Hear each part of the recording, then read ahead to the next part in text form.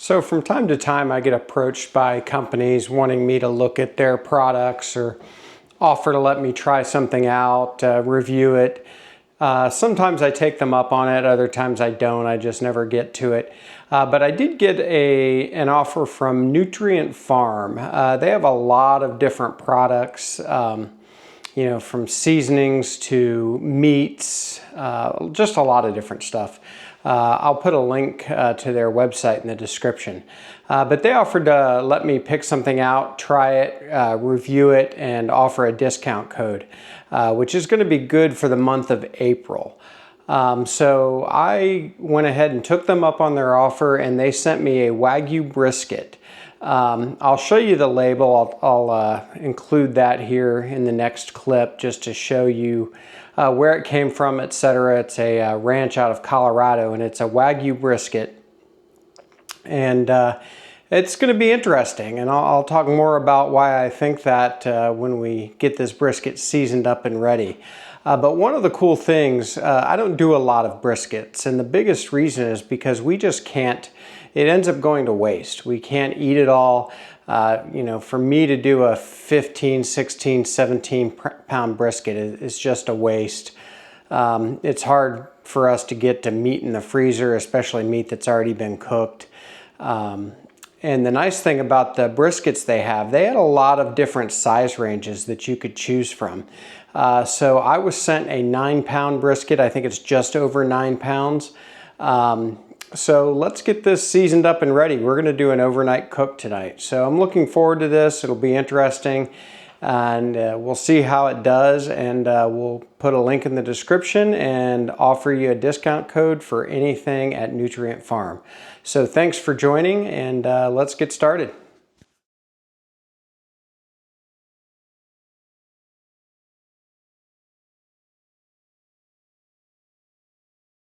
All right, so here is our brisket, and here's sort of why I said it would be interesting.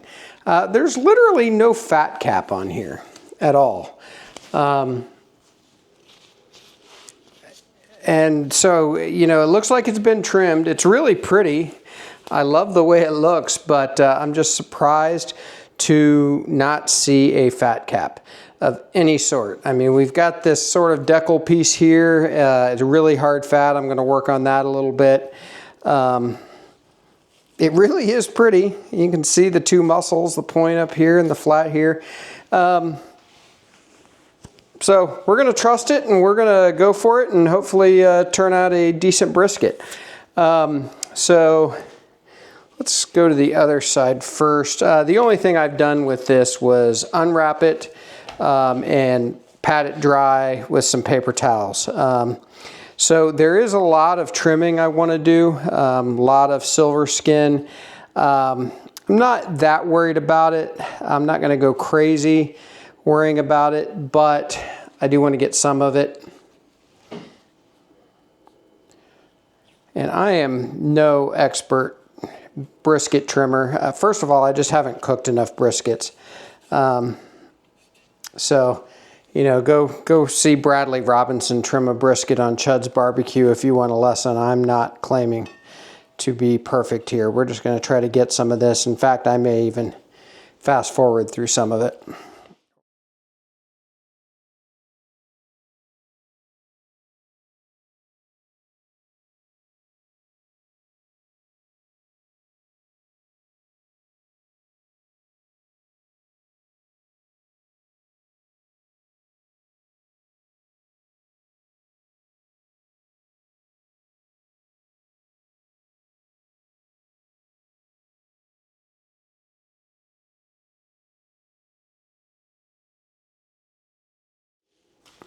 There we go.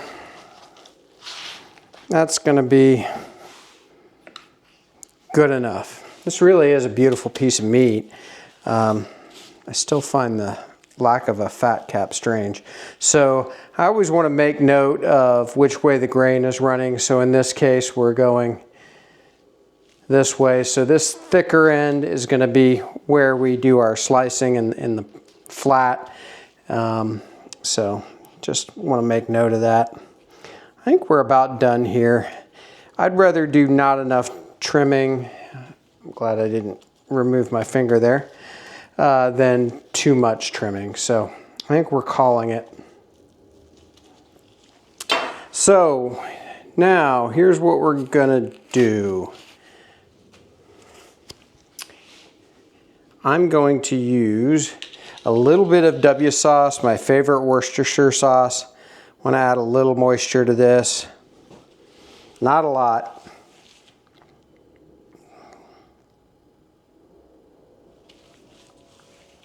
That's great. This stuff smells so good too. And I'm going to go ahead and flip it over and do the bottom first. I actually meant to do that.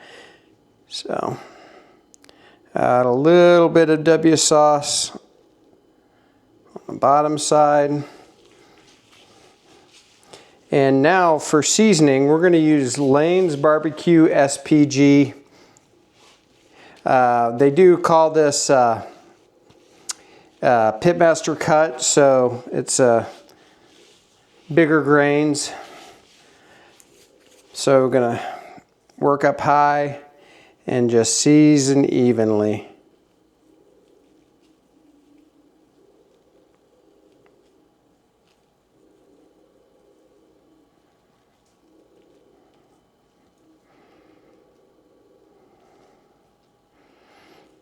And this is actually going to sit in the fridge for 4 or 5 hours. I'm going to put it on before bed in the Yoder Smokers YS640. We're going to go low and slow overnight.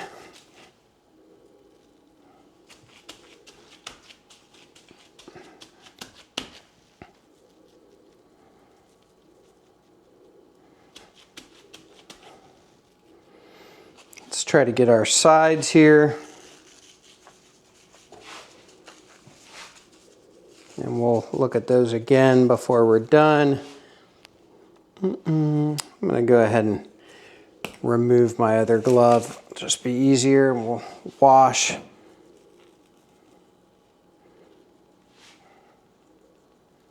There we go. Perfect. All right, I'm liking how that's looking, so we're going to turn over to the other side, and I'm going to go ahead and do my W sauce coating over here one more time. Again, don't want a lot.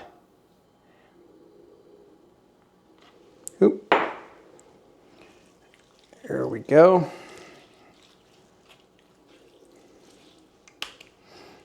Okay.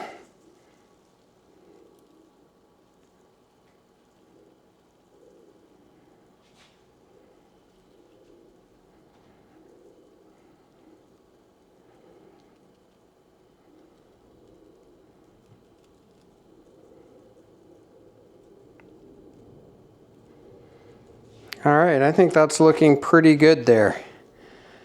So we're gonna call this. This is gonna go now in the fridge, get the meat sweats, and 4 or 5 hours from now, we are gonna get this on the cooker and we're going to bed. So we will see you in several hours, and we'll get this brisket on the cooker and we'll see how she does.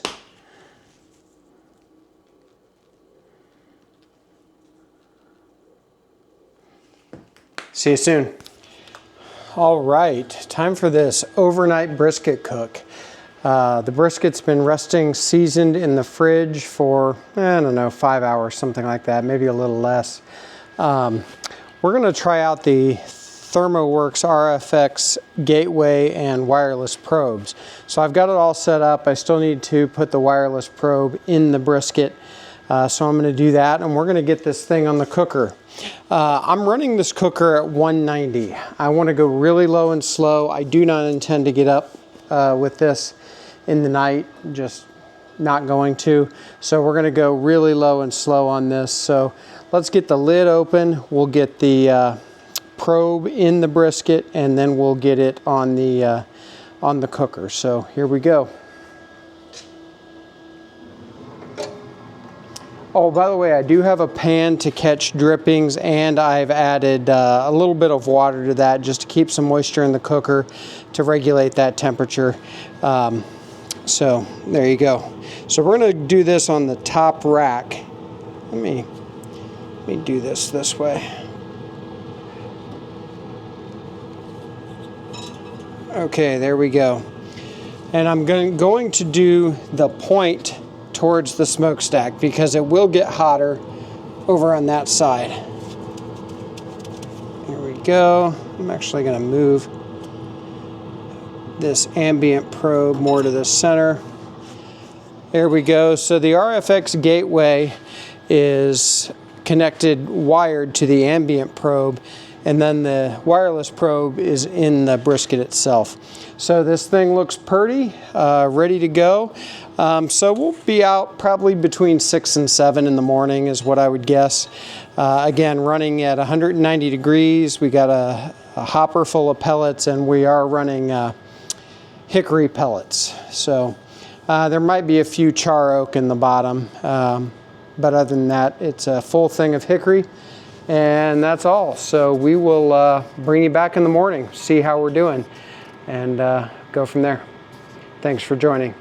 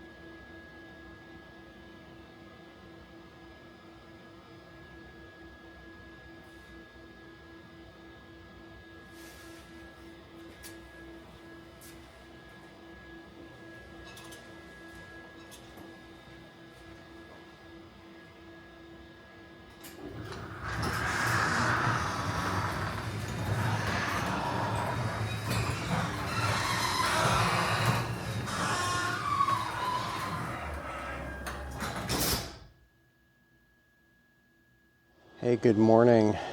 So it's about 6:30 in the morning, something like that. So we have been on almost 9 hours. Last time I checked the brisket temp, it was actually lower than I would have expected. It's about 130-ish, something like that. I haven't looked in probably 30 minutes at my phone. But a little bit about the overnight cook. I ended up turning it down to 180. Not too long after it started, maybe an hour, hour and a half in. I really wanted to make sure this cooked slowly because I wasn't getting up in the night. That may have been a mistake just because we're only at 130, but I have slowly turned up the temperature this morning, and we're running at 225 now. I think I am going to turn it up a little more here shortly, but for now, let's take a look. I don't know how well you'll be able to see. It is still pretty dark out. We're getting a bark set for sure. Fat is still pretty hard, so not close to rendering. I did bring out a spritz bottle with half apple cider vinegar, half water, so we are going to try to spritz this. Smaller briskets, so definitely could dry out. And I'm also going to add a little more water to the water pan. The only time I open this brisket before right now is to add some water to the water pan around 4:30 or something like that. I wasn't intending to be out here that early, but I couldn't sleep. It's a story of my life. But give it another spritz here. There we go. So we're gonna get this lid closed. I'm gonna bump the temperature up to 250 now. Oop. Shaking the camera here. I'm gonna bump the temperature up to 250 and we'll let this go. I'm gonna try to roll out and spritz this about every 30 to 45 minutes now. I won't turn the camera on for each of those. I wanna be pretty quick with my opening the lid. So, but we will bring you back at some point soon. This has been an interesting cook. We're like 14 hours in and we're only at 160 degrees internal. Granted, we started off really low in temperature, but we've been at 250 for a while. But we are gonna get this wrapped. I don't want this to dry out and I want it to have that Texas crunch to finish a little faster. So first of all, I have some tallow that I've had on the smoker for a few hours now. I'm gonna dump just a little of that in the bottom here. And we're gonna take this brisket, and the color really looks nice. So I hope you can see that. And we're gonna put it right on top of the foil. I'm gonna remove the probe for a moment and we'll get this wrapped up.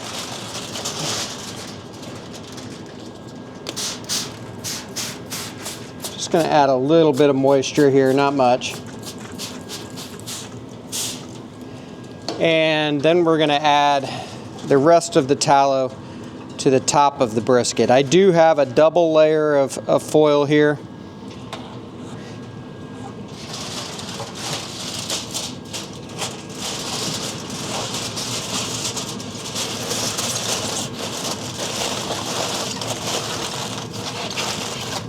Get this wrapped up good and tight.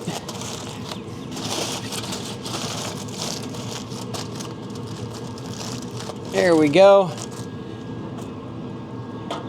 And I want to get the temperature probe back in. And there we go. So we're going to let this keep going and monitor the temperature. And I had sort of a plan I was going to use for letting this rest, but it's taking so long that might have to change. So for now we're just going to let this go and keep cooking. So we'll bring you back. Okay, our brisket is up to 195 degrees internal. Now normally you want to look for tenderness in your brisket, not temperature, but what I'm going to do to finish this off, well, I'm going to save that. We'll look at that inside. But for now, I'm going to just remove this brisket, try to do so without burning my hands. And I've just got it on this tray. And we'll take it inside, show you what we're going to do. So bring you right back. Okay, so I've got our Breville Smart Oven on 150 degrees. I've set it there for the next 25 hours, and I'm just going to hold our brisket there, and that's going to continue to tenderize our brisket and hopefully make it outstanding. So we'll probably only have it in there a few hours, but I just ramped up the time just to have some options. So we'll bring you back when we pull this out and slice into it. All right, this has been in the whatever that oven's called for the last 5 hours, sitting at 150 degrees.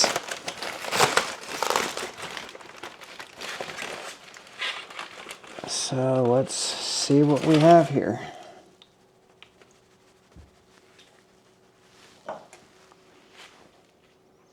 Got some flop, that's what we want to see. All right, we're just going to cut straight in.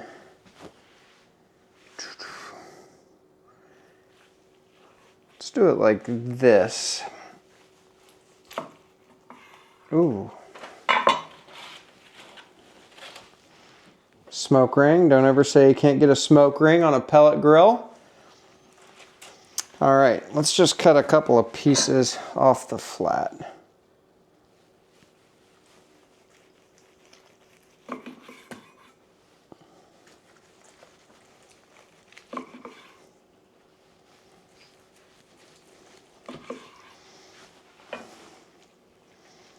All right, got a decent bend, supports its own weight.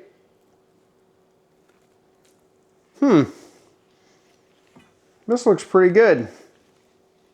Who knew?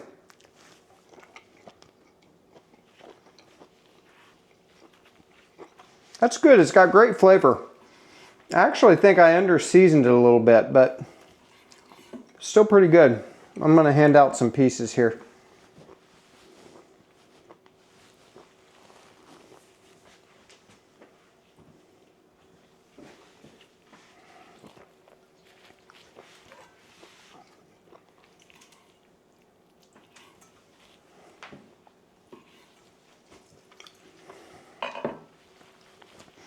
I really want to show that smoke ring. Boy, this is nice and juicy. I don't love squeezing these like you see in a lot of videos, but I hope you can see that moisture glistening there. So remember, we only took this up to 195, which is low to take a brisket to, but resting it in that oven, and we really could have rested that for a whole day. I'm actually only cutting into this because people around the house wanted me to. But it turned out pretty good. So thank you to Nutrient Farm for providing this brisket, Wagyu brisket. Again, they have smaller briskets, which is great. So we don't have any that goes to waste. This one was 9 pounds. Do me a favor, like the video, subscribe to the channel, and we will see you next time at BuQeye BBQ.